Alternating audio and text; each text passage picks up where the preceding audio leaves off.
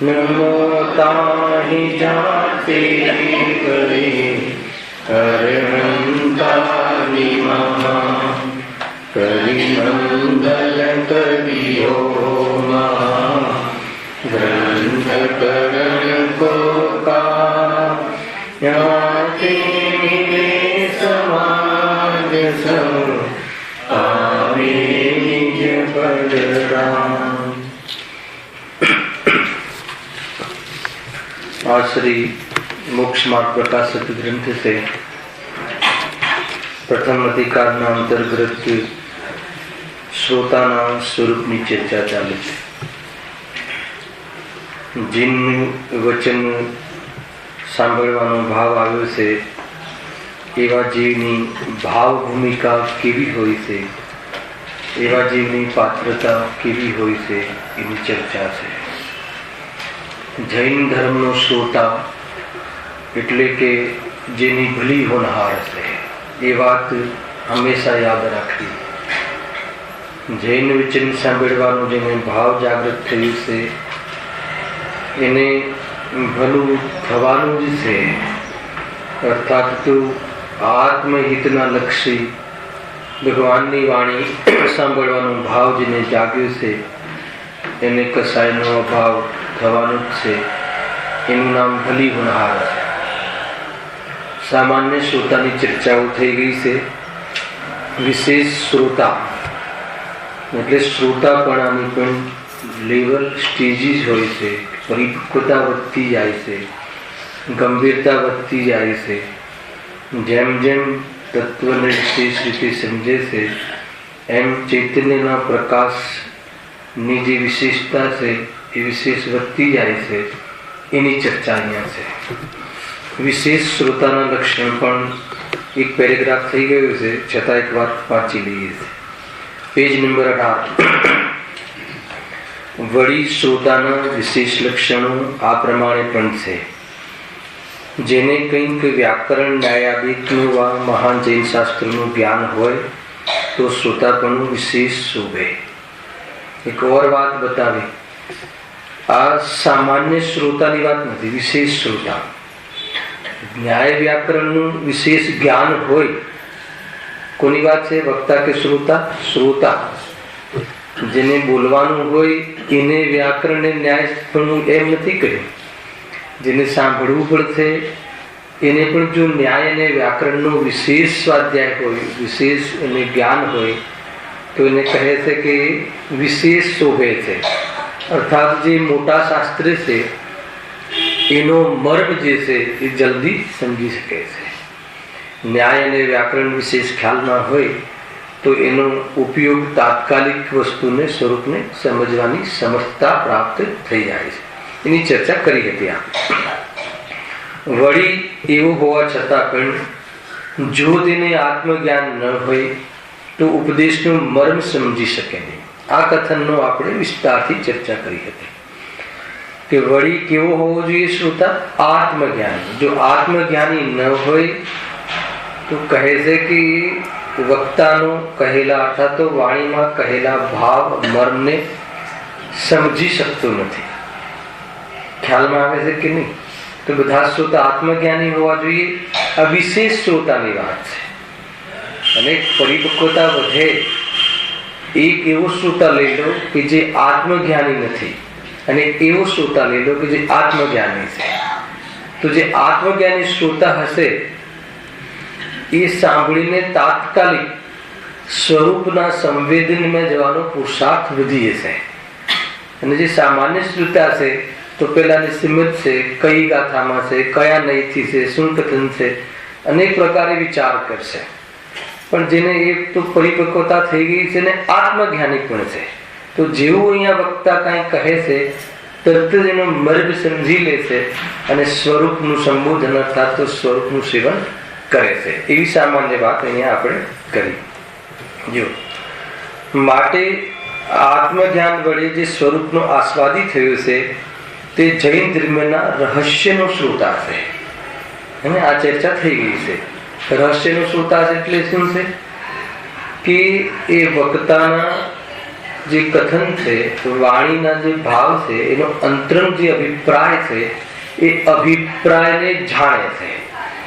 કહ્યું પણ હતું, જ્યાં કોઈ પણ અનુયોગની મુખ્યતાથી વાત ચાલે તો આ તો જડની વાત છે, આ તો વ્યવહારના કથન છે. એ તો બહુ પ્રારંભિક વાત હતી, એ કથનને ઓળખવાની પ્રારંભિક વાત હતી. હવે તો એ કથન કોઈ પણ કરે, વ્યવહારના પણ કથન કરે, તો એના જીવનમાં આવા વ્યવહારમાં કોઈ અસાવધાની તો નથી ને, ખોટ તો નથી ને, ત્યાં જ સીધો પ્રહાર કરે. અહીંયાથી ચટાવશ્યકની વાત કરે, વ્રતાદી તપાદીની વાત કરે, તો એના જીવનમાં એ સંબંધી પ્રમાદ તો નથી ને, શિથિલતા તો નથી ને. ગુરુ એમ કહેવા માંગે છે, આજે આખો બોલ એનો હતો, ઘણી વિતરાગતા વધી ગઈ હોય, મુનિરાજના પકડમાં આવ્યું ને, એનો અર્થ એમ નથી કે એમને બધી શુભ ભાવ નથી હોતું. આજે તો પૂરું પકડ શુભ ભાવ પર આવે કે એમને પણ વ્રતાદી મહાવ્રતાદીના ભાવ, 28 ગુણ પાલનના ભાવ, જિનેન્દ્ર ભક્તિ, ઘણી ભક્તિ ઉછળે છે. એટલે અહીંયા એમ કહે છે કે જ્યાં વ્યવહારની વાત આવે ત્યાં પણ, અર્થાત કોઈ વક્તા ચરણાનુયોગની મુખ્યતાથી કથન કરે તો રહસ્યનો જે શ્રોતા છે, અર્થાત તો આત્મજ્ઞાની જે શ્રોતા છે, એ તરત પોતાના જીવનમાં એ ગ્રહણ કરે કે મારામાં કોઈ આવા વ્યવહારમાં પ્રમાદ કે શિથિલતા કે હઠ કે એવું કાંઈ તો નથી ને. એટલે પોતાની પરિણતિને ચેક કરે વિસ્તારથી, એ પ્રયોગમાં આવે અને તાત્કાલિક એને એપ્લિકેબલ કરે અને પોતાની પરિણતિને વ્યવસ્થિત કરતું સ્વરૂપનું સેવન કરવાનો પુરુષાર્થ કરે. આ રહસ્યનો શ્રોતા છે, હે ને, કે આત્માના અથવા દ્રવ્યાનુયોગની મુખ્યતાથી કથન કરે, શુદ્ધાત્માના કથન વક્તા કરે, ત્યારે એ રીતે પણ વિચાર કરે કે કાંઈ મને કોઈ મારી કોઈ વ્યવહાર તરફનો પક્ષ તો વધી ગયો નથી ને, એ પણ વિચાર કરે. કેમ કે જ્યારે બે પક્ષથી જીનવાણીમાં વાત આવે છે, બંને કથનની મુખ્યતાથી વાત આવે છે, ત્યારે એ બંને માર્ગમાં એવી યોગ્યતાઓમાં મારી શું કચાશ છે એનો વિચાર કરે છે. વિચાર શું એપ્લિકેબલ છે કરે છે, ડાયરેક્ટ એ રીતે અહીંયા કહે છે. જો માટે આત્મજ્ઞાન વડે જે સ્વરૂપનો આસ્વાદી થયો છે તે જૈન ધર્મના રહસ્યનો શ્રોતા છે. તાત્કાલિક એમ આ તો જડની ક્રિયા છે કે આ તો રાગ છે કે એમ વિચાર ન કરે, ભાન તો છે જ કે આ જડની ક્રિયા છે. એને આજના બોલમાં પણ હતું ને, જે જ્ઞાનની જે પ્રવૃત્તિ છે એ તો નિરંતર વધ્યા જ કરે છે. આત્માનુભૂતિ જે છે એ સંબંધી તો એમાં તો શિથિલતા નથી આવતી, પરંતુ બાહ્ય પરિણમનમાં પણ એટલો જ સાવધાન રહે છે. એટલે તર્ક કહે આ જે આસ્વાદી છે, આત્મજ્ઞાની છે, એ તો તાત્કાલિક એમ જૈન ધર્મને ના જેવી શુભ ક્રિયાઓ છે, ધાર્મિક ક્રિયાઓ છે, ન એનું આડંબર છે, ન એની હઠ છે કે ન એમાં શિથિલતા છે. એટલે એ આસ્વાદી થયું છે ને, એટલે આસ્વાદ લેવા માટે પ્રોટેક્ટ જે પરિણામ છે, ગુરુદેવે આજે બહુ સરસ કથન કહ્યું કે જેને આત્માનું ભાન છે એ જીવને અશુભથી બચવા શુભ આવે છે. પૂરું કથન આ રીતે કહે. અને આત્માનું ભાન છે, આત્માનું ભાન શું? રાગ અને જ્ઞાનનો જેને વિભાગ વર્તે છે એવા જીવોને ક્રિયા નહીં, અર્થાત તો ધાર્મિક ક્રિયાની યોગ્યતા રૂપે વ્રતાદી, શાવક હોય તો અનુવ્રતાદી, મુનિ હોય તો મહાવ્રતાદી રૂપ પરિણતિ રૂપ પરિણમનની યોગ્યતા થાય છે. એમાં બહુ ઉત્સાહથી જોવા મળે છે, પ્રસન્નતાથી ધાર્મિક ક્રિયાઓ કરતા જોવામાં આવે છે. પરંતુ એ વખતે પણ ખટક રહે છે કે આ આત્માના સ્વરૂપથી જુદું પરિણામ છે. આ રીતે ભેગી એક મિશ્ર દશા ચાલતી હોય છે. કેમ કે આત્મજ્ઞાની છે તો મહાવ્રત આવે તો પ્રસન્નતા ન રહે એવું નથી. અહીંયા મહાવ્રતની કોઈ ચર્ચા ચાલતી હોય, અણુવ્રતની ચર્ચા ચાલતી હોય તો એમ નહીં કે આ ક્યાં બધી જડની ક્રિયાને શુભ ભાવનો ભાવ કરે છે, એમ ભાવ ના આવે. અરે હું આવા અણુવ્રત ક્યારે ગ્રહણ કરીશ, અરે હું આવા મહાવ્રત ક્યારે ગ્રહણ કરીશ. આત્મજ્ઞાની તો એ ધાર્મિક એક એક ક્રિયાઓ જે છે ને, કેમ કે મહાવ્રતમાં એટલો વિરક્ત જીવ હોય છે, મુનિરાજનો જીવ ખ્યાલમાં આવે છે ને કે હર અંતર્મુહૂર્તમાં સ્વરૂપનું સેવન કરે, એ મુખ્ય છે. એટલે એવી ક્રિયાઓની મુખ્યતાથી પણ જીવન જીવવાની પ્રતિજ્ઞા કરે છે. આ બધી પ્રતિજ્ઞાઓ છે મહાવ્રત અણુવ્રત આદિ. ધાર્મિક ક્રિયાઓ છે. કેમ કે એ ક્રિયાઓ કોનામાં જોવા મળે છે નીલભાઈ? જે મોક્ષે ગયા હે ને એ મુનિરાજ, કોઈ મુનિરાજ વગર 28 મૂળ ગુણ ના હોય તો બતાવો, અને મુનિ વગર મોક્ષ હોય તો બતાવો. પણ 28 મૂળ ગુણ રહ્યા હોય અને મોક્ષ ગયા હોય તો પણ બતાવો. બધું બેલેન્સ સમજજો. 28 મૂળ ગુણની પ્રવૃત્તિ ચાલુ હોય અને કોઈ મુનિરાજ મુક્તિને પ્રાપ્ત થઈ ગયા હોય એમ પણ નથી, અને 28 મૂળ ગુણની પ્રવૃત્તિ વગર કોઈ મોક્ષે ગયા હોય એમ પણ નથી. ખ્યાલ આવે છે કે નહીં? તો આ જેટલી પણ ધાર્મિક ક્રિયાઓ છે એમાં એ લોકો જોવા મળ્યા છે કે જે મુક્તિને પ્રાપ્ત થયા છે. એટલે એવી પ્રવૃત્તિઓ પણ હોય છે, નથી હોતી એમ નહીં. એ પ્રમાણેની યોગ્યતાઓ પ્રગટ થાય છે. જેમ જેમ વિતરાગતા વધે છે એમ બહારની કસાયની મર્યાદાવાળી ઓર મર્યાદિત કસાયવાળી પ્રવૃત્તિઓ જોવા મળે છે. એમાં એ પરિણમન કરે છે. કેમ કે આ તો આત્મજ્ઞાની શ્રોતા છે ને.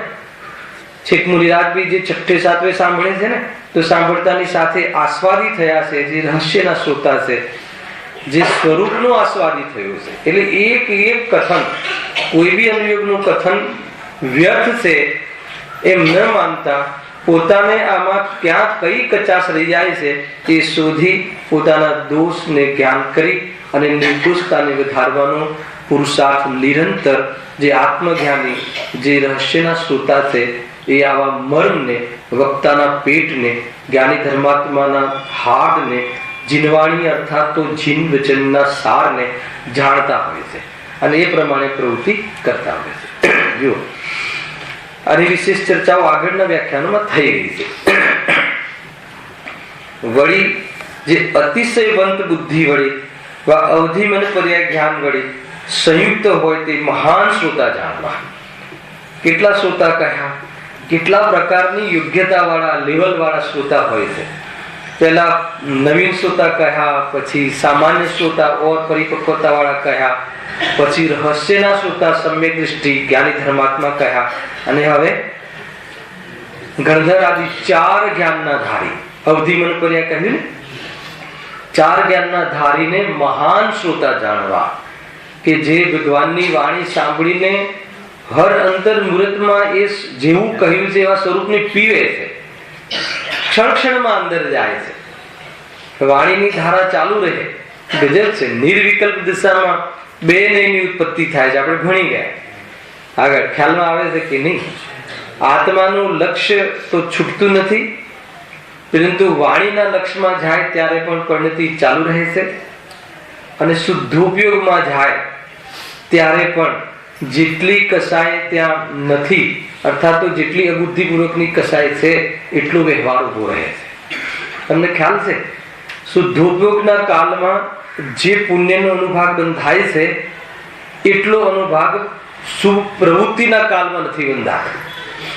આવશે આગળ મોક્ષમાં પ્રકાશકને બધા હે શુદ્ધોપયોગ છે ને. હજુ શુદ્ધોપયોગનું ફલ ક્યાં છે? એટલો હજી ખોટ ઉભી છે ને. અબુદ્ધિપૂર્વકનો રાગ છે ને. હજુ શુદ્ધોપયોગમાં છે. મુનિરાજ માન લો કે શ્રેણીમાં બિરાજમાન છે, સ્વરૂપમાં લીન છે. એ વખતે પૂર્ણતા તો નથી ને, અર્હતપણું તો નથી ને, તો કોઈની કોઈ ખોટ તો હોવી જોઈએ ને.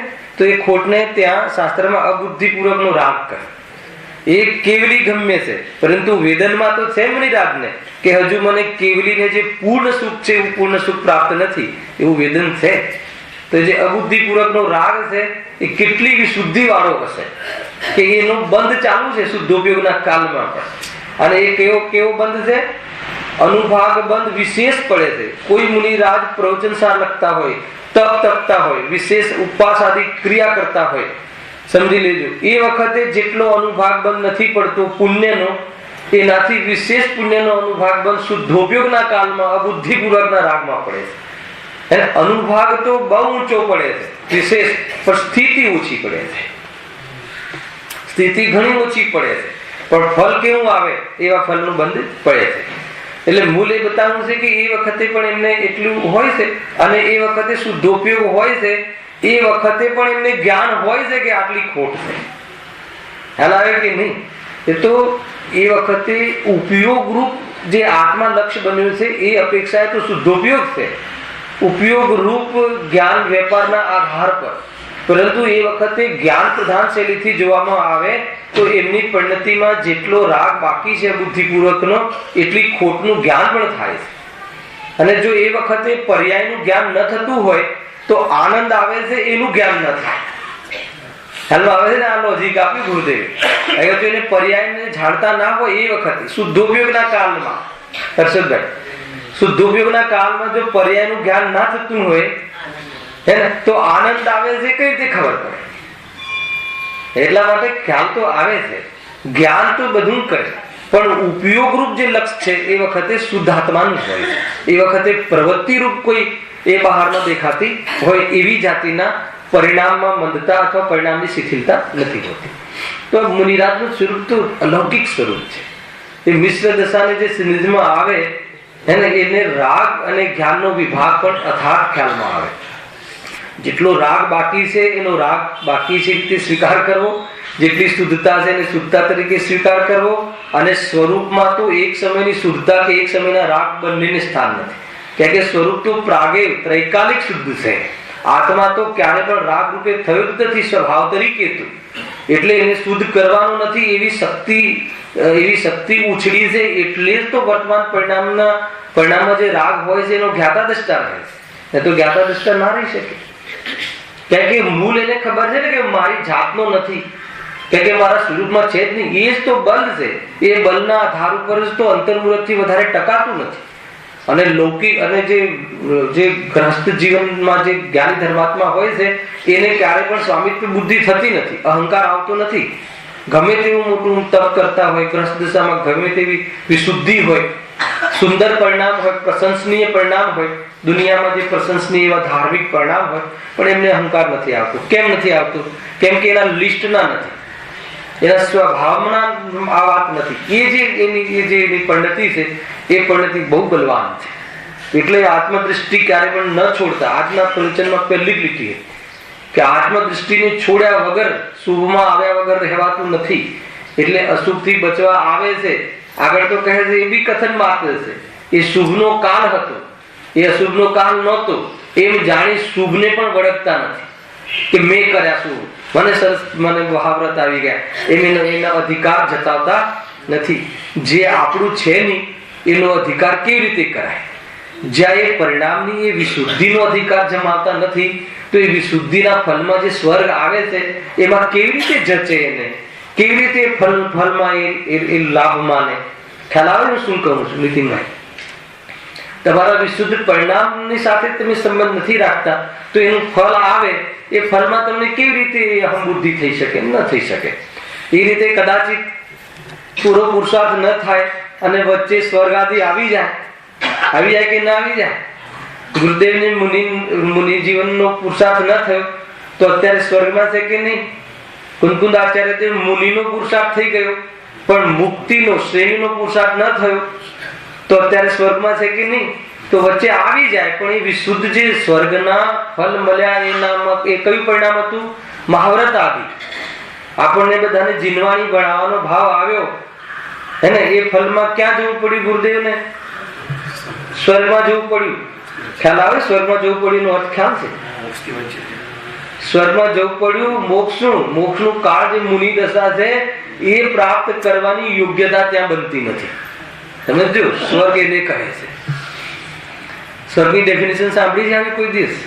કે જ્યાં મોક્ષના કારણ રૂપ મોક્ષ માર્ગ, નિશ્ચય રત્નત્રયનો વિશેષ વિકાસ, મિથ્યાત્વને ત્રણ ચોકડી કસાયના અભાવ વાળી વિતરાગતા વાળી પરિણતિ, હર અંતર મુહૂર્તમાં આનંદ આવે એવું રસાસ્વાદન વાળું સ્વરૂપ પ્રગટ કરવાની યોગ્યતા ક્ષમતા નથી પ્રગટ થતી, જ્યાં એને સ્વર્ગ કહે છે. ચાલો આવે છે કે નહીં? સ્વર્ગમાં ચોથા ગુણ સ્થાનથી ઉપરનો પુરુષાર્થ જ થતો, શ્રાવક પણ નથી આવતું. તિર્યંશ ને તો શ્રાવક પણ આવી જાય. પાંચમું ગુણ સ્થાન તિર્યંશ ને આવી શકે છે. તિર્યંશમાં મુનિ અવસ્થાની યોગ્યતા નથી અને મનુષ્યમાં સિદ્ધ અવસ્થા પ્રાપ્ત કરવાની યોગ્યતા.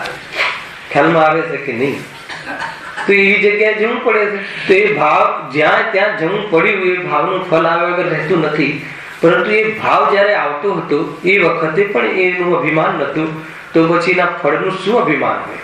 મૂળ વાત આ રીતે છે. આ તો કયા શ્રોતાની વાત છે? જો હા, વળી જે અતિશયવંત બુદ્ધિ વડે વા અવધિ મન પર્યાય અતિશયવંત બુદ્ધિ એટલે પૂર્ણ શુદ્ધ જ્ઞાન, જેને દ્વાદશાંગ વાણીનો સાર અર્થાત દ્વાદશાંગ વાણી પ્રગટ થઈ ગઈ છે, દ્વાદશાંગ વાણીનું જ્ઞાન પ્રગટ થઈ ગયું છે. શુદ્ધ જ્ઞાનની પૂર્ણતા ત્યાં સુધી કહેવાય છે. દ્વાદશાંગ 12 અંગનું જ્ઞાન જેને થઈ જાય એને શુદ્ધ જ્ઞાનની પૂર્ણતા કહે છે. આપણું શુદ્ધ જ્ઞાન કેવું છે? પૂર્ણ નથી. આચાર્ય કુલકુલ દેવનું શુદ્ધ જ્ઞાન કેવું હતું? પૂર્ણ નહોતું. દ્વાદશાંગના પાઠી નહોતા, તો પણ 5 પરમાગમની રચના, 5મા પ્રવાદમાં એક અંગધારી પણ નહોતા. ખ્યાલ આવ્યો કે નહીં? ભદ્રબહુ સ્વામી અંતિમ શુદ્ધ કેવી થયા ને પંચમ કાળમાં? ખ્યાલ આવે છે? અધ્યાત્મ અપેક્ષાએ તો ગુરુદેવ આત્માનુભૂતિ દેડકાને પણ શું કહે છે? શુદ્ધ કેવલી કહે છે. કેમ કે એ સારા શુદ્ધનો સાર એક સમયની પર્યાયમાં પ્રગટ થઈ ગયો ને, પણ આગમ પ્રમાણમાં આગમમાં એમ કહે છે કે જેને દ્વાદશાંગ વાણીનું પૂર્વ જ્ઞાન પ્રગટ થઈ જાય અને આત્માનુભૂતિ સહિત હોય એવી પરિણતિ જેને પ્રગટ થઈ ગઈ હોય એને શુદ્ધ કેવલી કહે છે. 2 કન્ડિશન મૂકી છે, હે ને? તો જે દ્વાદશાંગના ધારી કોણ છે? ગણધર દેવાદી દ્વાદશાંગના ધારી છે અને 3 ચોકડી કસાયના અભાવની વિતરાગતાથી યુક્ત છે. નહીં તો દ્વાદશાંગના ધારી કોણ હોય છે? આમ બીજા કોણ હોય છે ને? કોણ? સૌધર્મેન્દ્ર આદિ દ્વાદશાંગ વાણીના ધારક હોય છે, પણ એમને એટલી વિતરાગતા નથી હોતી મુનિરાજ જેટલી. એટલે શુદ્ધ કેવડીમાં કોણ લીધા?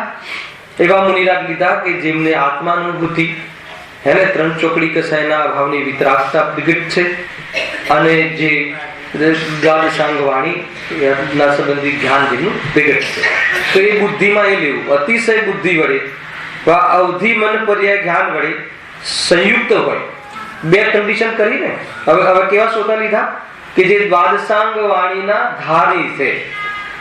હવે દ્વાદશાંગ વાણી પૂરા સૂત્રનું જેને જ્ઞાન હોય એ પણ શ્રોતા, એ પણ સાંભળે. ખ્યાલ આવે કે નહીં? 12 સભાના વર્ણનમાં ગુરુદેવ ઘણી વાર કહે ને, ઇન્દ્રો પણ આવે, દેવો પણ આવે, ચક્રવર્તીઓ પણ આવે અને ગલુડિયાની જેમ ભગવાનની વાણી સાંભળે.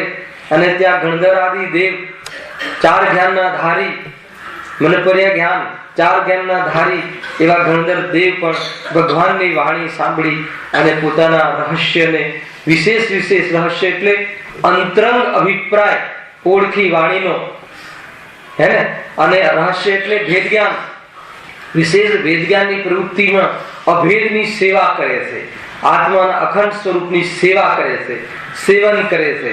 એ કોણ શ્રોતા છે? એને મહાન શ્રોતા જાણવા. 4 જ્ઞાનના ધારી 6ઠા ગુણસ્થાન સુધી સાંભળવાનું પરંપરા છે. 6ઠામાં આવે ત્યારે મુનિરાજ ક્યાં જોવા મળે? આ બધી પ્રવૃત્તિઓ જે છે ને એ જ્ઞાની ધર્માત્માનો બહારનો સંસાર છે. ખ્યાલ આવે કે નહીં?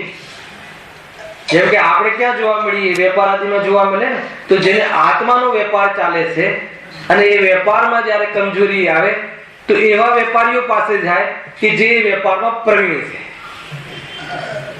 ખ્યાલ આવે કે નહીં? આપણે ત્યાં મંદી આવે તો આપણે એવી ઓફિસોમાં જઈએ ને કે જે એમાં કુશળ હોય, એમની પાસે જાણીએ કે ભાઈ કેમ છે માર્કેટનું, શું થવાનું છે. તો એ રીતે એમને આત્માનો વેપાર ચાલે છે નિરંતર. તેમાં કમજોરી આવે તો એવા મહાન જ્ઞાની વિતરાગી જેમ પરમાત્મા એમના સમૂષણમાં વિશેષ એમના ચરણોમાં આત્માની સેવા કરવા માટે એકમાત્ર ઉદ્દેશ ભગવાન જેવું બનવા માટે ત્યાં વિશેષ આત્માનુભૂતિના લક્ષ્ય વાણીને સાંભળતા હોય. ખ્યાલ આવે છે કે નહીં? ત્યાં એ ભગવાનના ચરણમાં જતા હોય છે, વાણી સાંભળતા હોય છે. એ રીતે છે. જો 2 વસ્તુ કહી. અતિશય બુદ્ધિ વડે એટલે દ્વાદશાંગના પાઠી છે, વા અવધિ મન પર્યાય જ્ઞાન વડે સંયુક્ત હોય અર્થાત તો 4 જ્ઞાનના ધારી હોય તે મહાન શ્રોતા જાણવા. એ પ્રમાણે શ્રોતાના વિશેષ ગુણો છે. કેટલેથી શ્રોતા લેતા આવ્યા? નવીન શ્રોતા, પછી પ્રાચીન શ્રોતા, પછી રહસ્યના શ્રોતા, પછી મહાન શ્રોતા, દ્વાદશાંગના પાઠી અને 4 જ્ઞાનના ધારી એવા શ્રોતા, ગણધર આદિ એવા શ્રોતા, અને પછી અરિહંત માત્ર વક્તા. અરિહંતને સાંભળવાનો અને વક્તાપણાનો બંનેના ભાવ નથી હોતા. તીર્થંકર કેવડી પરમાત્માને એને નિરીક્ષક વાણી એમના દેહથી ઓમકાર ધ્વનિ કરે છે.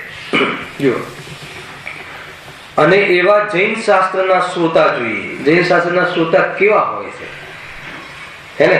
ખરેખર આનો જો ભાવ ભાષના થતી હોય ને તો તમને આ શ્રોતાના સ્વરૂપમાં પણ આનંદ આવે કે કેવા શ્રોતા. જૈન શાસ્ત્રના શ્રોતા કેવા હોય છે કે સ્વરૂપમાં ડૂબી જાય એવા હોય છે.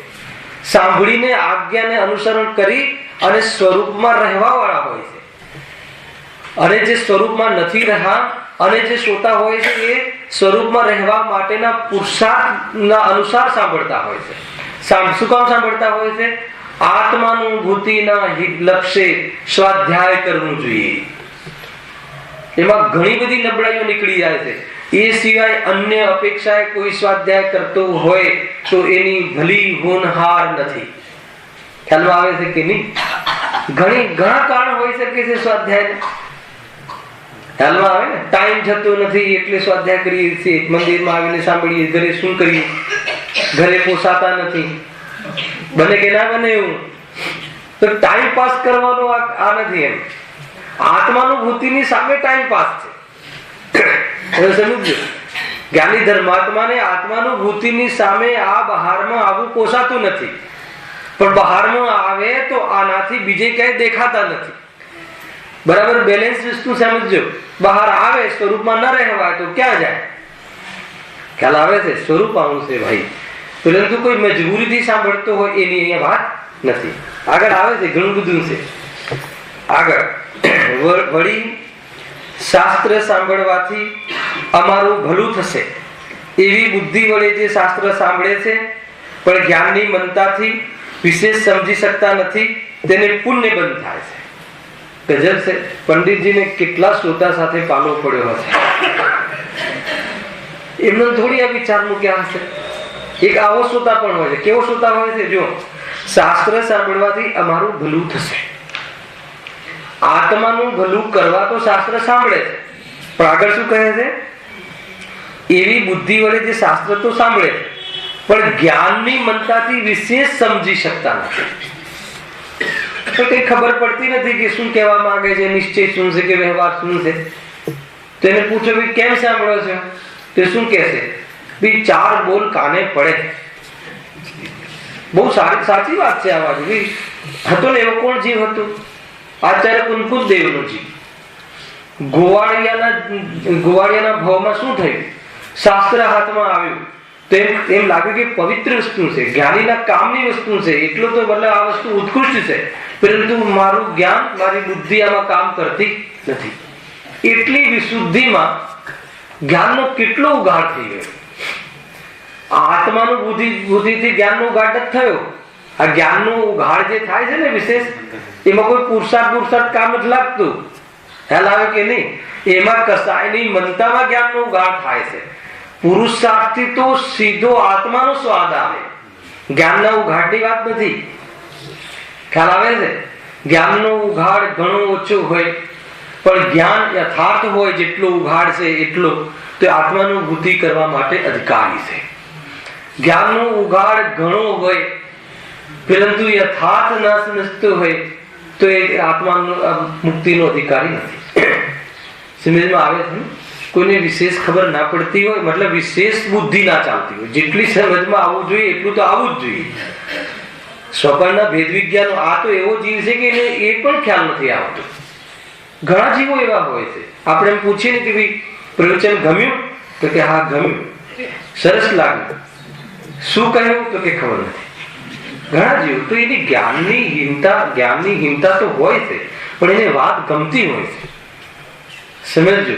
તો એવા જીવો માટે શું લખ્યું છે? એવા પણ શ્રોતા હોય છે. ઘણા શ્રોતા એવા હોય કે ભાઈ કઈ 2 બોલ સારા કાને પડે તો આપણું કલ્યાણ થાય, એટલું તો માને છે કે આ બોલથી કલ્યાણ થાય છે. હે ને? પેલું કાળકારની વાત નથી. શાસ્ત્રથી આત્માનુભૂતિ એમ નહીં, નિમિત્ત તરીકે જ વાત છે કે અહીંયા આત્માની વાત ચાલે છે, અહીંયા સારી વાત ચાલે, અહીંયા કલ્યાણની વાત ચાલે. એટલો તો એને શ્રદ્ધા છે એટલા તો એના પરિણામ વિસ્તૃત છે, પણ એની વિશેષ સમજણ પડતી નથી કે આત્મા અનંત ગુણોનો પિંડ જે છે, એનો રાગ કેવી રીતે પૃથક છે અને કેવી રીતે દેહથી જુદો છે, એને વિશેષ ખ્યાલ નથી આવતો. તો એના માટે શું લખ્યું? જ્ઞાનની મનતાથી વિશેષ સમજી શકતા નથી. કેવી સરસ વાત આવી. આમ એમ ના કીધું કે વક્તાની જવાબદારી છે, વક્તા બરાબર સમજાઈ શકતો નથી, એમ કેવું જોઈતું ને. કોઈ સારા વક્તા હોય તો બરાબર સમજાઈ જાય. અહીંયા કેટલા ઉપાદાનથી અશુદ્ધ ઉપાદાન કે ભાઈ એની જ્ઞાનની મનતા છે, હાલ વિશેષ ઉઘાડ નથી, કેવી જાતિનો એની યોગ્યતા, હાલ એના જ્ઞાનની યોગ્યતા નથી. તો ઘણા જીવને એમ થાય કે પછી એનો શું દોષ, અને એ મારે ખોલવું નથી, એનો શું દોષ છે? અરે એને પણ ઘણા એવા જ્ઞાનાવરણીય કર્મનો બંધ કર્યો છે, એવા પરિણામ કર્યા છે કે એને આવો ભાવ હજુ એ જાતિની જ્ઞાનની યોગ્યતા નથી. ખ્યાલમાં આવે છે ને? અમે દિનચર્યામાં લઈએ છીએ રાજેશભાઈ, આ રાત્રિમાં જે ભોજનનો ત્યાગ નથી કરતા હે ને, તો એ જે ઘરના જે માતા બેન જે છે, સમજો હે ને, એને એ જે રાત્રિનો જે સમય છે એ વિશેષ સામાયિક આદિ વિશેષ આત્મકલ્યાણનો વિચાર કરવા માટે નિવૃત્તિનો સમય છે. અને જે જીવ રાત્રિ ભોજનનો ત્યાગ કરતા નથી ઘરમાં, છોકરાઓને આપણે બધા માન લો કોઈ ન કરતા હોય, તો એનાથી એ લોકો ઉલઝેલા રહે છે. એટલે એમને કયું નુકસાન થયું? સ્વાધ્યાયનું નુકસાન થયું. એમાં જ્ઞાનાવળી કર્મનું બંધ પડે. ખ્યાલ આવે છે કે નહીં? કેમ કે મૂળ શું બચાવવું છે? ઉપયોગ. આપણી પાસે કયું સાધન છે? ઉપયોગ. ચૈતન્યનો પ્રગટ પ્રકાશ, વર્તમાન જ્ઞાનનો વેપાર.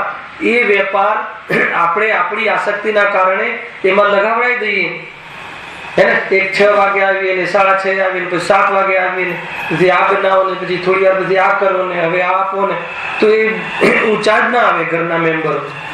ખ્યાલ આવે છે કે નહીં? એ રીતે મહિલાઓ માટે પણ છે કે નહીં? આ લઈ આપો ને, આમ જોઈએ ને, ઓલાના ઘરે તો આ સારું છે ને, તમે આ લઈ આપો ને. રિક્વાયરમેન્ટ વધારે તો પુરુષો શું કરે? કમાવામાં ઉપયોગ વિશેષ નાખે, પણ મળવાનું પુણ્ય આધીન છે પાછું. તો પણ વિશેષ આસક્તિ હોય તો 5 પાપ, પ્રવૃત્તિ વધારે, ઓર વિશેષ ખોટી રીતે કેવી રીતે કમાય એ વિચારે, તો આખિરકાર એનો ઉપયોગ પાપોમાં રમ્યા કરે. સમજો, આ જે લગ્નથી જોડાયા છીએ તો એકબીજાને એવી રીતે નિમિત્ત બનવું જોઈએ કે ઉપયોગ બચવું જોઈએ કે ભાઈ 2 સાડીથી ચાલશે, તમે અમારા માટે વિશેષ ઉપયોગ બગાડવા જેવું નથી. ખ્યાલ આવે કે નહીં? ખ્યાલ આવે સમકી કે ભાઈ અમારે આનાથી ચાલી જશે, અમને 50,000નો ફોન જોઈએ, 1 લાખનો આ જોઈએ. કરે શું? છોકરાનો રાગ હોય અને ઘરમાં આ રીતના આગ્રહ હોય તો ઉપયોગ બગાડે છે. તો એ સામાન્ય નિમિત્ત બને. આપણે એના ઉપયોગ નામનો જેની પાસે સાધન છે એની બરબાદી કરવામાં, કે જે ઉપયોગ સાધન વડે શુદ્ધાત્માની સેવન કરવાનું સાધન હતું, એના બગાડમાં જો નિમિત્ત બનીએ છીએ તો શું થાય છે? જ્ઞાનાવળી કર્મનો બંધ પડે. થોડા ઘણા પુણ્ય કર્યા હોય, દેવશાસ્ત્ર ગુરુ મળી જાય, થોડી ઘણી વિશુદ્ધિ આવે કે વાત સાચી છે, પણ જ્ઞાનમાં એવી જાતિની યોગ્યતા પ્રગટ ન થાય એ જે સમજી શકાય. ખ્યાલ આવે કે નહીં? ત્યાં સુધી પુરુષાર્થ નથી. ગજબની વાત છે એને. સભાનો યોગ થવો, દેવશાસ્ત્ર ગુરુનો યોગ થવો, ગુરુદેવ મળવા, ત્યાં સુધી કોઈ પુરુષાર્થ નથી. એ તો પુણ્યની દેન છે. ખ્યાલ આવે કે નહીં? મળ્યા પછી બી તમારી બુદ્ધિમાં જ્ઞાનનો ઉઘાડ જે થયો એ જ્ઞાનાવળી કર્મના ક્ષમનો નાચ છે, પણ એમાં તમને રૂચ્યું એ પુરુષાર્થ. ખ્યાલ આવે કે નહીં? કારણ કે ઘણાની તેજ બુદ્ધિ હોય છે, ફટાકથી સમજી શકે, જ્ઞાન બહુ વિસ્તારથી હોય છે, પરંતુ એમાં આત્માના લક્ષ્યનો ભાવ જ ના આવે. ઘણી વાર એવું બનતું હોય. પંચકલ્યાણમાં એક પ્રવચનમાં આવ્યું હતું કે સમ્યક દ્રષ્ટિ માતા પિતા હોય છે, દીકરો મુનિ થઈ જાય છે. સાંભળજો, દીકરો મુનિ થઈ જાય છે અને માતા પિતા 80 વર્ષના થઈ ગયા માની લો, તો એને દીક્ષાનો ભાવ નથી આવતો. તો જે દીકરો મુનિ બન્યા હોય છે એમની પાસે જાય છે અને મુનિરાજને પૂછે છે કે જે સંસાર અવસ્થામાં દીકરો હોય છે કે હે મુનિરાજ, આત્માની દૃષ્ટિ ઘણી છે, સ્વરૂપનું ઘોલન પણ છે, ગમે પણ છે, પરંતુ દીક્ષાનો ભાવ નથી આવતો. ઉપાદાનની ઓરથી તો એની કમજોરી છે, પરંતુ નિમિત્તની ઓરથી ત્યાં કહ્યું કે પૂર્વમાં કે આ તારા જીવે વ્રતાદી જે છે એ વ્રતાદીનું બહુ અપમાન કર્યું છે. જડની ક્રિયા છે, જડની ક્રિયા છે, જડની ક્રિયા છે, જડની ક્રિયા છે, જડની ક્રિયા છે કરીને પ્રમાદનું સેવન કર્યું છે. એમ છે જડની ક્રિયા છે, શુભ ભાવ, પણ એમ કહીને સ્વચ્છતાનું પોષણ કર્યું છે, પાપમાં પ્રવર્ત્યું છે. જડની ક્રિયા કહી અને અહંકાર છોડવાનો હતો. એ ભાવ એની પરિણતિમાં આવા યોગ્ય ભાવને છોડવાના નતા. ખ્યાલ આવે કે નહીં? મુનિરાજ જે છે આચાર્ય કુમકુમ દેવ, એમને જે વ્રતાદી આવ્યા હશે તો એમને ખબર નહીં હોય જડની ક્રિયા છે, તો પછી શું કામ ધારણ કરે? ખ્યાલ આવે શું કહું છું? એમને ગ્રહણ કર્યા કે નહીં કર્યા મહાવ્રત? 5 મહાવ્રત 28 ગુણમાં આવે છે કે નહીં? એના વગર મુનિ દશા હોતી નથી, અને ઉત્કૃષ્ટ વિતરાગતા વગર સાચા મુનિ હોતા નથી. બે વાત સમજવી. આત્મા ભાન અને 3 ચોકડી કસાના ભાવ પૂર્વકની વિતરાગતા વગર સાચા મુનિ નમો લોહી સર્વસાવરણમાં આવવાવાળા મુનિ હોતા નથી. અને એવા મુનિને આવી 28 ગુણની ક્રિયાઓ સહજ પલાતી હોય છે, તો પછી શું કામ કરે? તો કહે છે કે જડની ક્રિયા પહેલા અજ્ઞાન અવસ્થામાં બહુ કહ્યું છે, તે બહુ એવા ભાવ કર્યા છે, એટલે તને વ્રત અંગીકાર કરવાનો ભાવ નથી આવતો. સમજમાં આવે છે ભાઈ? વ્રત ન થાય વાત અલગ છે, હે ને? ભરત ચક્રવર્તીના આંખમાં આંસુ આવે છે કે હું ક્યારે મહાવ્રતને ગ્રહણ કરીશ, મહાવ્રતને ગ્રહણ કરીશ, તું ક્યારે મુનિ બનીશ. આપણાથી કોઈ ધાર્મિક ક્રિયા આપણી એવી યોગ્યતા ના હોય, પડાતી ના હોય, તો એને જળની ક્રિયા કહી એનું અપમાન નહીં કરવું.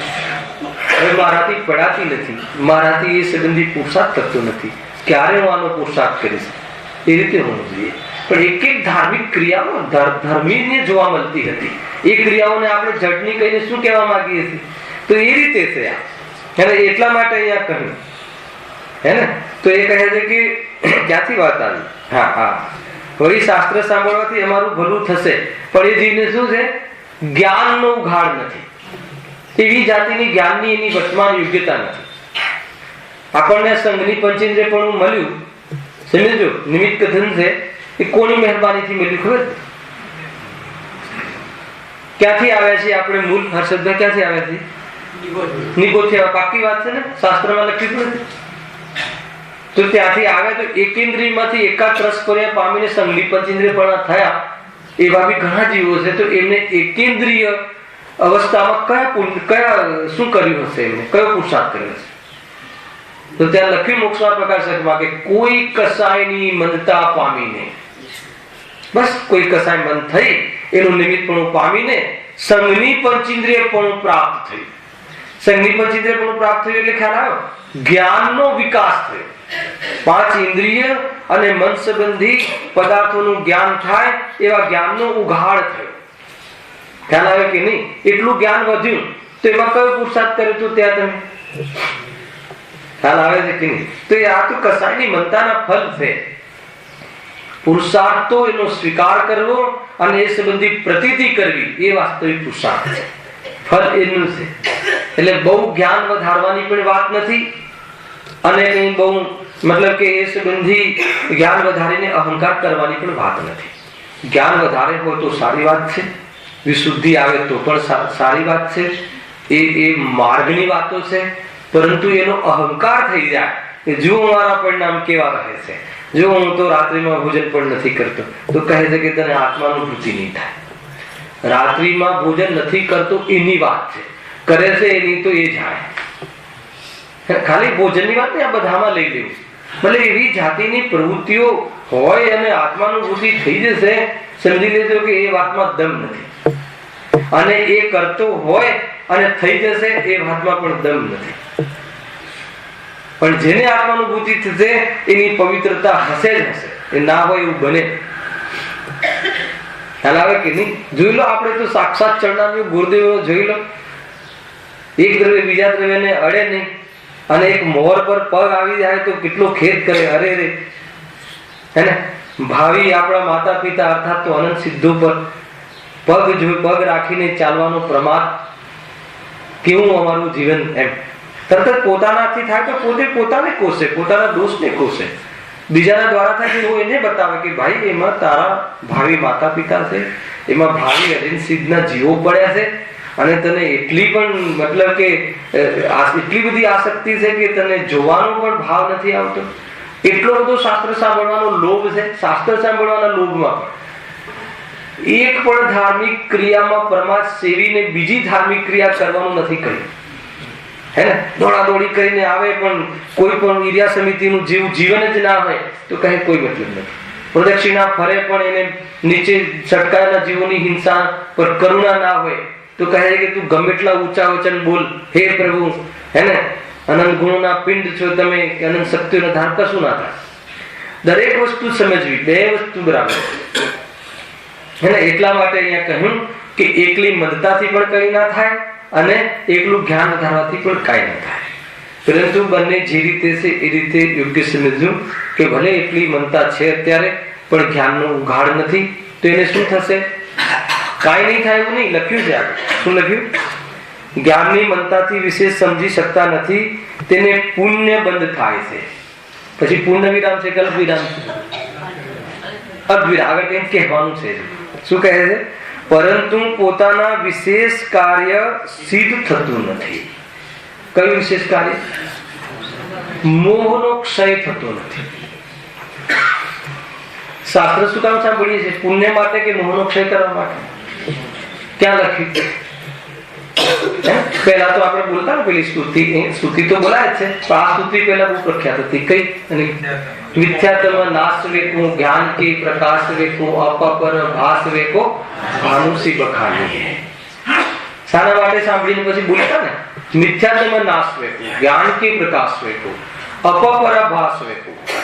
આત્મા આનંદ ગુણોનો પિંડ છે, જ્ઞાન ચૈતન્ય પ્રકાશનો પુંજ છે. એ સિવાય બાકીના બધા પદાર્થો એ આત્મા નથી, આત્માના નથી. એના માટે આ સાંભળ્યું હતું. ભાનુસી બખાની. સૂર્ય જેમ પ્રકાશે છે, ભાનુ હે ને, બધા પદાર્થોને, એમ આ જીનવાણી મારા આત્માને બતાવે છે. અને મેં આત્માને જોયો અને મિથ્યાત્વને તોડ્યું. હાલાકી એટલા માટે શાસ્ત્ર સ્વાધ્યાય કરવામાં આવે છે.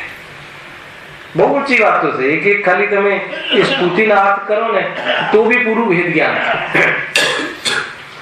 ખ્યાલ આવે છે. જો ઘણી વાર હું કહું છું, ઘણા વિદ્વાન મિત્ર મળે ને તો હું ઘણી વાર કહું કે તમે પૂજનના અર્થ સાથે પૂજા કાઢો તો એનો ભાવ વાસના થાય. નહીં તો પૂજનના ઢાળ ને રાગ ને આમ ગાવું ને તેમ ગાવું ને પછી ઢોલક ને કોઈ લક્ષ્ય નથી બનતું આત્માનું.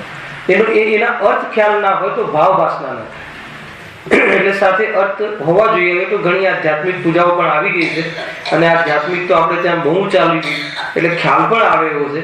છતાં જે નવીન જીવો આવે છે એને કઈ ખ્યાલ ના આવે. અને વર્તમાનમાં ગાવાની વાતો તો બહુ નીકળી પડી. જેટલા પણ શો ચાલે છે એ બધા ગાવાના ચાલે છે. એટલે ગાવામાં તો બહુ પરવીન થઈ ગયા લોકો. અનેક રાગો કાઢીને એને વેસ્ટર્ન પદ્ધતિથી પૂજાઓ ગવાવા લાગે. એ પણ દોષ છે. પ્રચલિત હે ને, પ્રચલિત જે ગાવાના ટોન છે અને કેવો પ્રચલિત કે જેનાથી વિશેષ રાગની પુષ્ટિ થાય એવા રાગના ટોનથી ન ભક્તિ ગાવી કે ન પૂજા ગાવી. ખ્યાલ આવે? રાકેશભાઈ, હર્ષદભાઈ જે પૂજાનું સંભાળે છે ને તેમ બધા બહુ જરૂરી છે.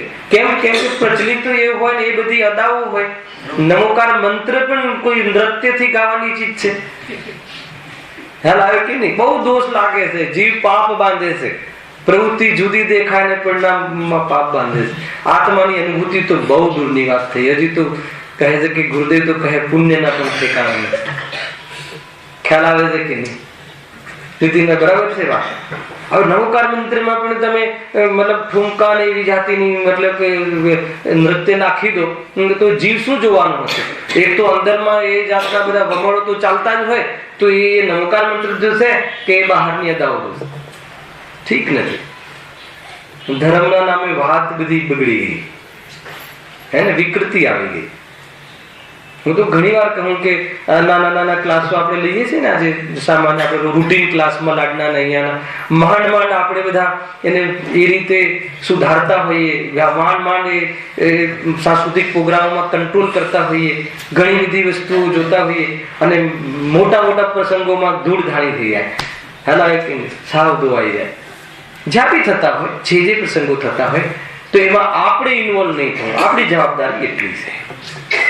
મૂળ વસ્તુ એનું છે. જો અહીંયા શું કહે છે કે પુણ્ય બનતો થાય છે એવા શ્રોતાને, હે ને, કે એની વાત સાચી છે, સારી છે, ખબર પણ પડે છે, હે ને, પણ હજુ વાર છે, એવા પણ જીવો હોય છે. એટલી ખબર નથી પડતી કે આમાં કેવી રીતે પ્રવેશ કરવો, જ્ઞાનની એવી જાતિની યોગ્યતા નથી, તો એને મોહનો ક્ષય થતો નથી, મૂળ કાર્ય થતું નથી. શાસ્ત્ર સ્વાધ્યાય શામાં નિમિત્ત બને છે? મોહના ક્ષયમાં. મૂળ વાત કહી, કેમ કે દેશના આવી ને 5 લબ્ધિમાં 5 લબ્ધિ પૂર્વક સમ્યક દર્શન થાય છે. પૂર્વની પર્યાયમાં સિલસિલા રૂપ કહેવાનો યત્ન 5 લબ્ધિ રૂપ હોય છે. ક્ષરક્ષમ લબ્ધિ, વિશુદ્ધિ લબ્ધિ, દેશના લબ્ધિ, પ્રાયોગિક લબ્ધિ અને કરણ લબ્ધિ. બહુ ઊંચું પ્રકરણ છે આત્માનુભૂતિનું. આ યોગ્યતા કહી. બીજી યોગ્યતા કહી સંઘની પંચેન્દ્રિય પણ, એ તો યોગ્યતા છે. પછી આ 5 લબ્ધિ, એ જ્ઞાનની વિશુદ્ધિ, પરિણામની વિશુદ્ધિ, અને એ દેશના રૂપ પ્રબળ યુક્તિ, અને એનો પ્રયોગ, અને અપૂર્વ પરિણામ. પૂર્વની પર્યાયમાં આભાસો ના હોય ત્યારે જઈને સામાયિકના કાળમાં આત્માનુભૂતિ થાય છે. બહુ મોટું વિષય છે. ક્યારેક અવસર આવશે તો આવવાનું જ છે. આપણે 5 લબ્ધિ છે. આમાં અમીર હોય કે ગરીબ હોય એ પાત્રતા ન બતાવી. હાલાય કે નહીં, 5 લબ્ધિ પૂર્વક સમય દર્શન થાય છે. લબ્ધિ એટલે આત્માની પર્યાયની ઉપલબ્ધિ. જ્ઞાનની ક્ષયક્ષમ લબ્ધિ, એ રીતે જ્ઞાન ક્ષયક્ષમ નહીં, ક્ષયક્ષમ લબ્ધિ. જ્ઞાનનો ઉગાડ ગણો છે, પણ જ્ઞાન હવે બહારમાં વેડફવાનું બંધ કર્યું કે ક્યાંય જસતું નથી. ઘણા જીવો હોય છે, બેરિસ્ટર બની જાય, ડોક્ટર બની જાય, પણ એમ લાગે કે કાંઈ સુખ તો દેખાતું જ નથી. એ જ્ઞાન તૈયાર થઈ ગયું સુખની શોધ માટે. ક્ષયક્ષમ લબ્ધિ. ખ્યાલ આવે કે નહીં? અને પોતાના કમાવા બવાના, ખાવાના પીવાના, વ્યવહારના એ બધા પ્રસંગોમાં એ જવાનું ઓછું થઈ ગયું, અર્થાત કસાયો મંદ પડી ગઈ. એ વિશુદ્ધિ લબ્ધિ. પ્રયોગમાં આવ્યું જ્ઞાન. જે જ્ઞાન નક્કી થયું ને આત્માની શોધ કરવા માટે, સાચા સુખની, હવે બહારની જે પ્રવૃત્તિઓ છે એને મર્યાદિત કરી. એ વિશુદ્ધિ લબ્ધિ. ઘણું બધું છે. અને પછી દેશનાનો તો નંબર આવે છે. આવી પાત્રતા તૈયાર થાય અને પછી સીધી દેશના એટલે ભગવાનની વાણી, અને દેશના લબ્ધિ એટલે એ પ્રમાણે આપણી પ્રબળ યુક્તિ, એ આપણી એ દેશના પ્રમાણે આપણી પરિણતિનો સ્વીકાર, આપણી પરિણતિમાં એ ધર્મનો સ્વીકાર, વસ્તુ સ્વરૂપનું એ રીતે ગહન વલણ, ગંભીરતા એ થઈ ગઈ દેશના લબ્ધિ. પછી પ્રાયોગિક લબ્ધિ વિશેષ પ્રયોગમાં આવે છે. અને એ પ્રમાણે પ્રયોગમાં આવે છે તો જે 17 કોડાકોડીનો બંધ કર્યો હોય છે એની સ્થિતિ અંત કોડાકોડી થઈ જાય છે. ખ્યાલ આવે કે નહીં? એની નિર્જરા નથી થતી, સ્થિતિ ઘટી જાય છે. અને પછી કરણ લબ્ધિમાં અપૂર્વ પરિણામ થાય છે. અને ઉપયોગ એ રાગથી તૂટે, સમજવાના રાગથી પણ તૂટે. આ ઘણા બધા પ્રયોગો છે આત્માનુભૂતિના. જો કરણ લબ્ધિ પહોંચે ને સમજ દર્શન થાય. કરણ લબ્ધિમાં આવ્યું એટલે થાય જ થાય, નિયમથી થાય. પ્રાયોગિક લબ્ધિ સુધી એવી જાતિની જે વિશુદ્ધિ નથી થઈ, ત્યાંથી અગર જો એ ઉપયોગ પાછો સ્થૂલ થઈ ગયો તો એ લબ્ધિના જે કાળ છે ને એ અંતર્મૃતના છે. તમે માનો કે જયારે વિશેષ તમારી આ કાર્ય થાય ત્યારે આ બધી લબ્ધિઓ પ્રગટ થાય પરિણામમાં, યોગ્યતાઓ, અને આત્માનુભૂતિ ન થઈ, અર્થાત ઉપયોગ પાછો શિથિલ થઈ ગયો, કોઈ કસાય મુખ્ય થઈ ગઈ, તો વળી પાછી બધી વિશુદ્ધિ નીકળી જાય. વિશુદ્ધિ નીકળી જાય, જ્ઞાન રહે. સમજો, આપણી વિશુદ્ધિ જતી રહે છે. અને પછી જ્ઞાન તો હોય છે, એટલે જ્ઞાન હોય તો શું થઈ ગયું? વિશુદ્ધિ નથી હોતી. વિશુદ્ધિ એટલે એ વિરક્તિ, વિશેષ આત્માની સમીપતા રૂપ પરિણતિ તૈયાર. હે ને? જેમ કે માન લો કે વિશુદ્ધિમાં એક બતાવ્યું ને, ક્ષયક્ષમ લબ્ધિ, પછી વિશુદ્ધિ લબ્ધિ. તો વિશુદ્ધિમાં શું બતાવ્યું? પેલા તો જ્ઞાન તૈયાર થઈ ગયું. આપણું જ્ઞાન બહુ જેટલું ગાઢ છે એ બધે લગાવ્યું, કમાવામાં લગાવ્યું, અહીંયા લગાવ્યું, પણ એમ લાગે કે નહીં, કોઈ જગ્યાએ કોઈ સુખ પુખ તો લાગતું નથી. એ તમારી જ્ઞાનની વિશુદ્ધિ છે. પછી પરિણામોની વિશુદ્ધિ થાય છે, એટલે તમે એ બાજુના કમાવા ધમાવાના પરિણામો તમારા કટોતી થાય. એ વિશુદ્ધિ કરી પરિણામોની વાત છે, માત્ર ક્રિયાઓ નહીં, પરિણામ. અને એના પછી તમારી દેશના લબ્ધિ, ભગવાનની દેશના સાંભળી અને એ પ્રમાણે પોતાની પરિણતિમાં એ પ્રમાણેનું વલણ બનતું જાય છે. હવે થાય શું થાય છે કે માની લો કે એ થતા ઉપયોગ પાછો સ્થૂલ થઈ ગયો. સમજો, સ્થૂલ થઈ ગયો તો આવી જાતિની જે તૈયારી હતી એ પાછી જતી રહે છે, પરંતુ જ્ઞાન રહે છે. એટલે આપણે કાઉન્ટર ઉપર જાણવા છતાં અપરાધ કરીએ છીએ, છતાં ચોરીઓ કરીએ છીએ, કારણ કે વિશુદ્ધિ જતી રહી. જ્ઞાન છે એ આને ચોરી કહેવાય, આને આ કહેવાય, આ ખોટું પરિણામ છે. જ્ઞાન બધું જ છે પણ વિશુદ્ધિ નથી. જ્ઞાન તો રહે જ છે ને, મતલબ કે જેવી વિશુદ્ધિ હટી જાય છે તો જ્ઞાન થોડી જતું રહે છે. જ્ઞાન તો બધું જ છે, 7 તત્વોનું, છદ્રવ્યનું, સ્વપરભેદ વિજ્ઞાનનું. આ અપરાધ કહેવાય, આશ્રમ કહેવાય, આ પાપ કહેવાય, આ છે, આમાં સુખ બુદ્ધિથી આત્માનું કલ્યાણ નહીં થાય, બધું જ્ઞાન હોય છે પણ એવી જાતિની પર્યાયની વિશુદ્ધિ નથી હોતી. એટલે જાણવા છતાં બધું કરીએ છીએ. આ થાય તો શું કરવું? એટલે કે સ્વાધ્યાય ફરીથી, કે વારંવાર જતી રહે લબ્ધિઓ તો પાછી પ્રગટ થાય. વારંવાર આવું અનેક વાર થાય, આવું સિલસિલારૂપ અનેક વાર થાય ત્યારે સામાયિકના કાલ આવે છે. અનેક વાર થાય એટલે તમારા પાસ ઢીલા પડે. મિથ્યાત્વ અંદરના જે બહુ કઠોરતા છે ને ઢીલી પડે, ત્યારે થઈને એના ક્રમથી કામ થાય છે. આ ભવે થાય, આવતા ભવે થાય, કોઈ પણ ભવે થાય. પરંતુ આ એવું નથી કે આજે ને આજે થઈ જાય. આ તો બહુ ક્રમિક છે. આપણે લોકોને ઉતાવળ હોય છે કે આજે સમજાય ને આજે જ થઈ જાય, એવું નથી હોતું. બહુ ક્રમિક હોય છે. એટલે જે આપણને એવું લાગતું હોય છે કે આ રોજ સાંભળીએ છીએ એમની, આ તો તમારું આ ચાલુ જ છે કાર્ય. એમાં ઉજ્જવલ પક્ષ જે છે એને ભૂલવો નહીં, હતાશ થવું નહીં અને સ્વચ્છંદ થઈને સંતુષ્ટ થવું નહીં. આ બધા લક્ષણ યાદ રાખવું. હતાશ પણ નહીં થવું. વિશુદ્ધિ જતી રહી તો ફરીથી સ્વાધ્યાયથી વિચાર કરી બુદ્ધિપૂર્વક સામાયિકમાં બેસીને. હું તો ઘણી વાર એમ કહું છું કે અગ્નિમાં હાથ નાખવાથી બળાય છે એટલી ખબર પડે છે ને તો આત્માનુભૂતિ થઈ જાય. ખ્યાલ આવે કે નહીં? તો ફરીથી આ કસાયમાં બળાય છે ને તો ફરીથી પાછી વિશુદ્ધિ થાય. હવે એવી વિશુદ્ધિ વારંવાર થાય છે, વારંવાર લબ્ધિઓ પ્રાપ્ત થાય ને અંતર્મુહૂર્તમાં ખેલ ખતમ થઈ જાય. અંતર્મુહૂર્તમાં કાર્ય ના થયું તો એ વિશુદ્ધિ પાછી જતી રહે, વળી પાછી થાય કાલક્રમે.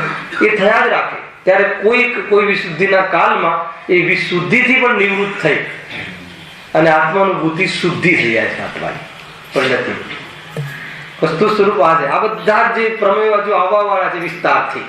આ તો હું સાથે સાથે તમને કહી દઉં છું, ખબર નહીં કેમ કે આપણો 9મો અધિકાર ક્યારે આવશે. 2-3 વસ્તુ થઈ ગયા, પ્રથમ અધિકાર પૂરી થવાની તૈયારીમાં. પરંતુ ઘણા બધા પ્રમેયો છે કે સાથે હું તમને કહેતો રહું છું. હવે આગળ વળી કુળ પ્રવૃત્તિ પૂર્વક, જો હવે કેવો શ્રોતા લીધો એને ઉતરતા શ્રોતા લીધા. આવે વળી કુળ પ્રવૃત્તિ પૂર્વક વા સહજ યોગ બની આવતા શાસ્ત્ર સાંભળે છે. એને આવા પણ હોય કુળ પ્રવૃત્તિ પૂર્વક. એક તો ખ્યાલ છે ને કુળ પ્રવૃત્તિ પૂર્વક એટલે શું?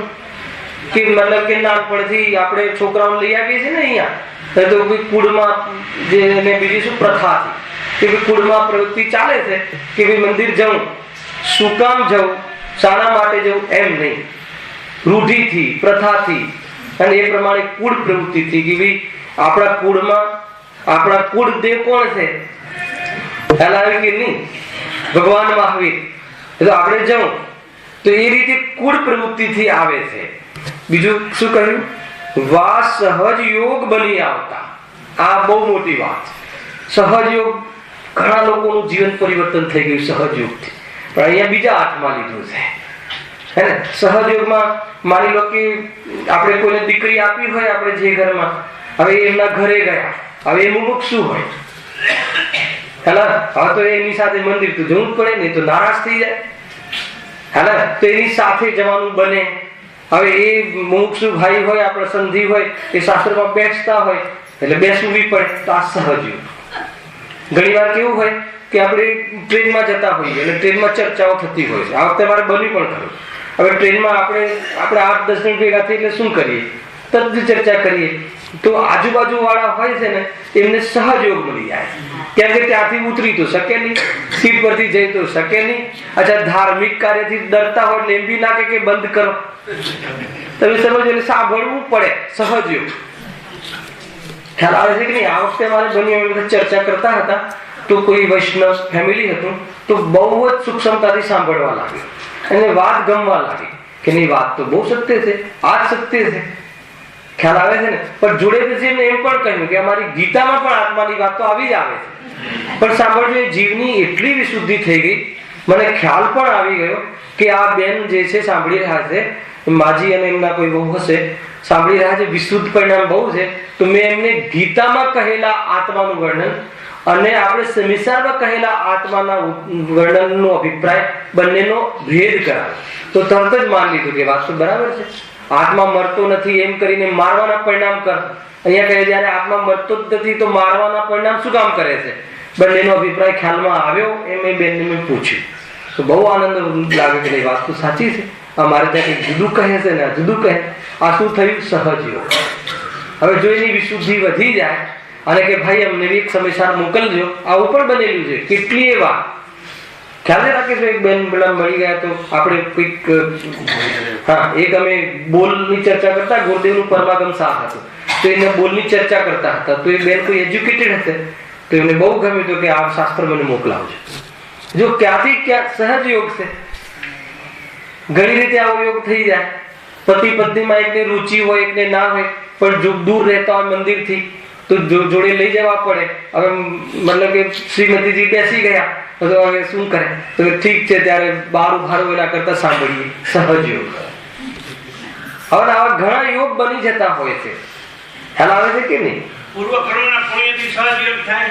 હા, બધું પુણ્ય કર્મના ઉદયથી જ છે. બરાબર.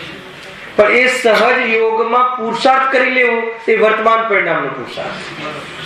બહુ સાચી વાત છે, સહજ યોગ જ છે. ગુરુદેવને દિગંબર શાસ્ત્ર મળું સહજ યોગ છે. શ્વેતાંબરમાં જન્મ લીધો, હાલ આવે ને, મતલબ ખોટો મતમાં જન્મ લીધો ને ક્યાં એમને કઈ જગ્યાએ ક્યાંથી કઈ વાત આવી ને શું થયું ને જે બી પૂર્વના સંસ્કાર કહો કે પુણ્યનો ઉદય કહો, બધી એક જ વાત છે. એવા ઘણા જીવોના જીવનમાં હોય છે કે જે કેટલાક પટેલો આવી ગયા, કેટલાક તમે ક્યાંથી આવ્યા, તમને ક્યાંથી આ બધું મળ્યું? અમારા હાથમાં હતું આ તો મૂળ દિગંબરમાં. ખ્યાલ આવે કે નહીં? અચ્છા, એમાં એક જણ પરિવર્તિત થયું રાજેશભાઈ, અને છોકરાઓ ન થયા, પણ પછી એમ લાગ્યું કે નહીં આપણે જઈએ તો ખરા, તો એમ કરીને સાંભળ્યું સહયોગ. એ સિવાય બી ઘણી સહયોગમાં તો ઘણું બને છે. માનો કે કોઈ ફોટોગ્રાફર હોય, સમય પણ થઈ ગયો, કોઈ ફોટોગ્રાફર હોય, હવે આપણે એને આપણા પંચકલ્યાણકમાં બોલાવે અથવા આપણે શિબિરમાં બોલાવે, એટલે કહી કે તારે 5 વાગ્યાથી લઈ અને રાત્રે 10 વાગ્યા સુધીના પ્રવચનો તારે રેકોર્ડ કરવાના. રેકોર્ડ કરતા કરતા એને સાંભળી લીધું. અને એવા છે જીવો, એટલે કહું છું આવા ઉદાહરણ છે. આ સાચી વાતો પલટાઈ ગયા તો એવા પલટાઈ ગયા કે જે આપણા કરતા વિશેષ સ્વાધ્યાય કરે છે. કે એવી એમ કે પેલું રેકોર્ડિંગ કરવા બરાબર સાંભળવું પડે ને, તો કે એવું લાગે કે ધર્મ તો આ જ સાચો છે. હવે આવ્યો તો એના પૈસા રડવા માટે, પણ એને કયો ધંધો મળી ગયો? મૂળ ધંધો મળી ગયો મુક્તિનો. એ સિવાય બી માની લો કે હવે તો બહુ આપણે ક્રાંતિ આવી ગઈ છે કે આપણે કોઈ મરણ થાય છે તો 12 દિવસ સુધી પ્રવચન કરાવીએ છીએ, અથવા 2-3 દિવસ તો કરાવીએ જ છીએ. ખ્યાલ ને, જે 1-2 ભાઈ હોય એમને મતલબ કે રુચિ હોય રસિકભાઈ તો પ્રવચન કરાવે છે ને મરણ પ્રસંગી. તો હવે આપણે પ્રવચનમાં પહોંચી ગયા.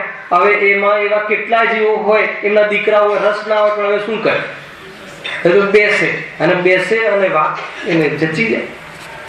તો આ બધા સહજ યોગ છે ભાઈ. સહજ યોગ થવાથી ઘણી વખત વાત મતલબ કે પોઝિટિવ થઈ જાય છે, પણ અહીંયા જુદી વાત કરે છે. જો એટલું પેરેગ્રાફ પૂરો કરું છું, આજે આમ પણ રજા છે. સહયોગ બની આવતા શાસ્ત્ર સાંભળે છે, સાંભળવા છતાં કઈ અવધારણ કરતા નથી. તેને પરિણામ અનુસાર કોઈ વેળા પુણ્ય બંધ થાય છે, કોઈ વેળા પાપ બંધ થાય છે. આ વાત અહીંયા કહી કે જે જો એને અવધારણ કરે તો હમણાં ઉદાહરણ આપે એ પ્રમાણે બહાર નીકળી જાય સંસારની, પરંતુ અવધારણ ન કરે તો શું થાય છે? સહયોગથી આવી ગયા હોય, પોણો કલાક 1 કલાકનું પ્રવચન ચાલે ને મારા જેવો કોઈ 5 મિનિટ ઉપર લે, હલાવે કે નહીં, તો શું થાય? તો ક્યારેક તો પુણ્ય બાંધે ને ક્યારેક તો પાપ બાંધે. એમ કઈ રીતે? એટલે પુણ્ય બાંધે એટલે કે વાત તો સાચી છે, તો એ જો એ વખતે પાપ પુણ્ય બંધ થઈ જાય, અને પછી મોડું થાય છે, ક્યારે ઉભા થશે, ક્યારે બંધ કરશે, ક્યારે થશે, એ બી પરિણામ આવી જાય. પ્રવૃત્તિ કઈ છે બહાર? પુણ્યની શુભ પ્રવૃત્તિ, એટલે પરિણામ બદલાયા રાખે, તો ત્યારે પાપ બંધ કરે. આવું થાય છે કે નથી થતું? હલાવે કે નહીં? તો ક્યારેક તો પાપ બાંધે, ક્યારેક તો પુણ્ય બાંધે. આવા પણ શ્રોતા હોય છે, અહીંયા એમ કહેવું છે. આવા શ્રોતા હોય છે, કોઈ કેટેગરી પરમનન્ટ નથી. બદલાઈ શકે એ રીતે આવી જાય અને એ રીતે સાંભળીને પછી આગળ નીકળી જાય. ખ્યાલ આવે છે કે નહીં? કુલ મળીને આ રીતે શ્રોતાના સ્વરૂપની ચર્ચા ચાલે છે. હવે કાલે અંતિમ પેરેગ્રાફ બાકી છે એ લઈશું. હજુ કયા શ્રોતાના સ્વરૂપની વાત છે એના પછી જે ફૂટનોટમાં જે કહ્યું છે એની વાંચના કરીશું કાલે. એમાં વિશેષ ખુલાસા તો કરેલા જ છે, પણ તમને એવું ખ્યાલ આવશે કે આવા પણ જીવો, આવા પણ શ્રોતા હોય છે. એમાં કોઈ આપણે પણ આવી વૃત્તિ છે કે નહીં, આવી વૃત્તિ હોય તો એ વૃત્તિથી નિવૃત્ત થવું જોઈએ. એ માટે આપણે કાલે એની ચર્ચા વિશેષ કરીશું. સહજાનંદે